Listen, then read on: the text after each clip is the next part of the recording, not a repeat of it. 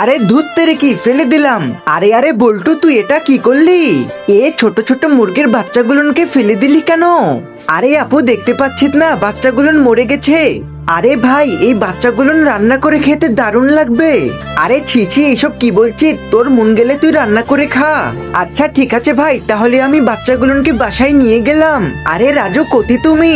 আরে চম্পা এত ছোট মুরগির বাচ্চা তুমি কি করবে? আরে রান্না করে খাবো।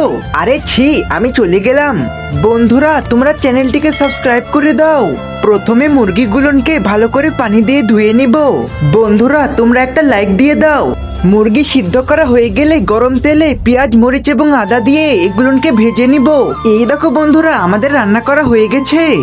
আরে আম্মু রান্না তো দারুণ হয়েছে, সেই স্বাদ। আরে দেখি একটু টেস্ট করে দেখি কেমন স্বাদ। আরে ওয়াও সেই স্বাদ। আরে চম্পা রান্না তো দারুণ হয়েছে, আমি তো ভাবতেও পারিনি এত স্বাদ হবে। বন্ধুরা তোমরা কোন ক্লাসে পড়ো কমেন্টে জানাও।